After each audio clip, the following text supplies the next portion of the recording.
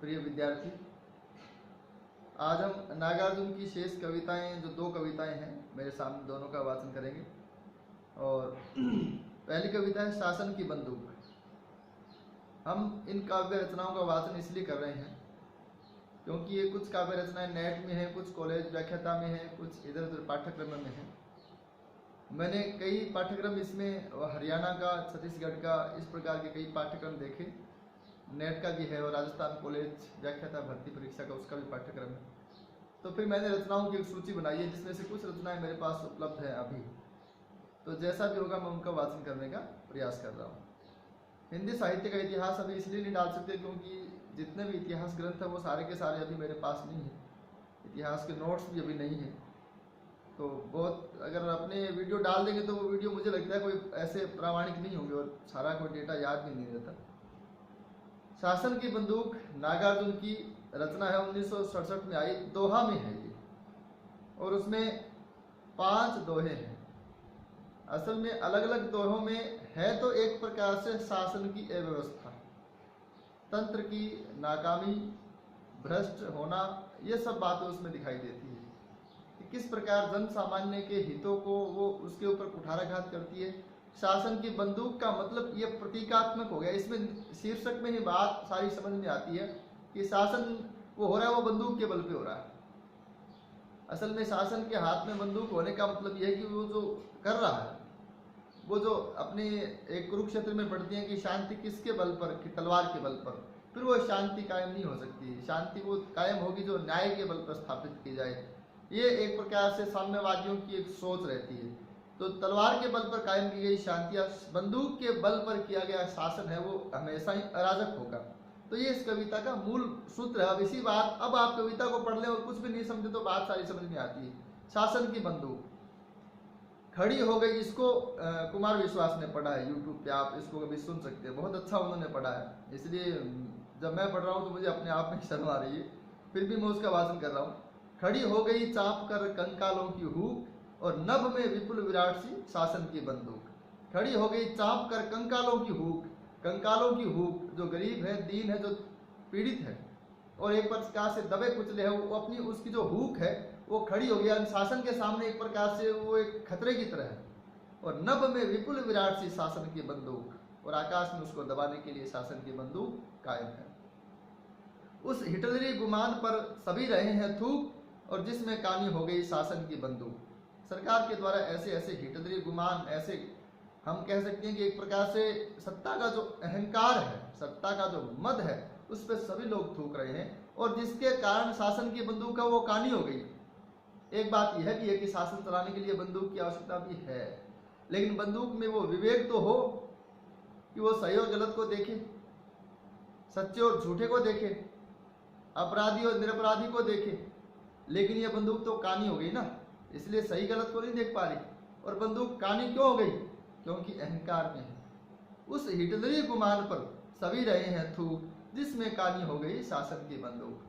हिटलरी गुमान का मतलब यहाँ पर है सत्ता का अहंकार। असल में जब आदमी नशे में हो तो अपने विवेक को फिर वो पीछे कर देता है, और फिर सही को सही और गलत को गलत नहीं कह पाता।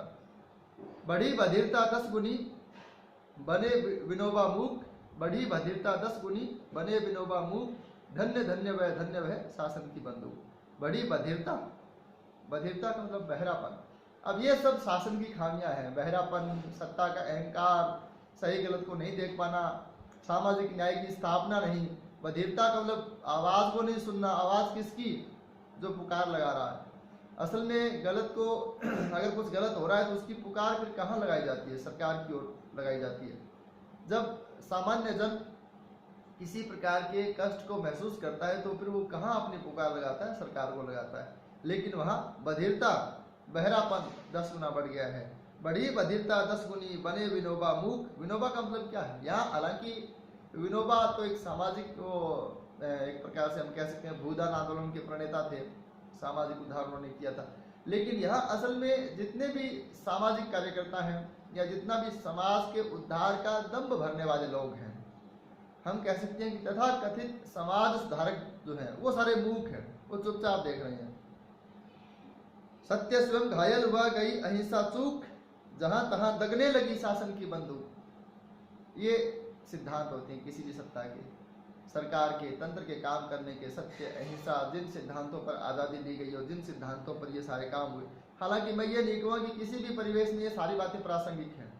एक बात ध्यान देने की है, मैं इस कविता की व्याख्या कर रहा हूँ, एक गौर करने की बात है कि जिस कवि में समकालीनता हावी हो उस कवि की बातें फिर कई बार अप्रासंगिक भी हो जाती है। बहुत बार यूँ भी लगता है कि अब ये बात, हालांकि जहाँ जहाँ पीड़ा है, जहाँ जहाँ दलित है, शोषित है या इस प्रकार के अत्याचार है, वहाँ ये बातें आज भी प्रासंगिक है। सत्य स्वयं घायल हुआ गई अहिंसा चूक, और जहाँ तहाँ दगने लगी। सत्य क्यों घायल हुआ और अहिंसा का नियम क्यों चूक गया? इसका कारण दूसरी पंक्ति में कि जहाँ तहाँ दगने लगी शासन की बंदूक। शासन की बंदूक को दगना तो चाहिए, शासन की बंदूक चलनी तो चाहिए, लेकिन उसको चलने के लिए उचित जगह, यानी वो अपराधी को एक प्रकार से सजा दे और निरपराध को आश्रय दे। लेकिन वो तो जहाँ तहाँ दगने लगी, उसके सामने कोई इस प्रकार का विवेक, उसके दागने वाले में विवेक नहीं है, इसलिए जहाँ तहाँ दगने लगी शासन की बंदूक। जली ठूठ पर बैठकर गई कोकिला कूक, और बाल न बांका कर सकी शासन की बंदूक। इस बात के सारे अर्थ है वो हम अपने आप में, क्योंकि इसका कोई भी व्याख्या हमारे पास नहीं है और न इसके बारे में कोई टिप्पणी हमारे पास है। व्याख्या तो ऐसी कविताओं की नहीं होती, लेकिन टिप्पणियाँ ऐसी कविताओं के बारे में मिल जाया करती है जो भी नहीं है। लेकिन मैं इसका अर्थ ये निकालता हूँ कि जली ठूंठ पर बैठकर गई कोकिला कूक, जंगल है वो जल गया है और पेड़ जल गया है, और जले हुए ठूंठ पर कोयल है वो अपनी बात कह के चली जाती है। कहने का मतलब ये कि कविता ने अपनी बात कह दी है। साहित्यकार जो होता है वो चाहे किसी भी प्रकार का परिवेश हो, वो अपनी बात कह देता है और शासन उसका कुछ नहीं बिगाड़ सकता। एक कवि है, वो हम बहुत बार ऐसा आज भी देखते हैं कि नेता, मंत्रीगण और अफसर सारे बैठे रहते हैं सामने, और मंच पर एक कवि है, उनको पता नहीं क्या क्या कह जाता है। बाल न बांका कर सकी शासन की बंदूक। जली ठूंठ पर बैठकर, जले हुए ठूंठ पर बैठकर, ये जो शासन का, तंत्र का जो जंगल है ये बिल्कुल जल चुका है, अराजक और भ्रष्ट हो चुका है। लेकिन यहाँ कोयल अपनी बात कह देती है और उसका जो शासन की बंदूक है उसका बाल भी बांका नहीं कर सकती। एक कविता है बादल को घिरते देखा है, उसको मैं दूसरे वीडियो में कर दूंगा। इस वीडियो में इतना बहुत है मेरे हिसाब से।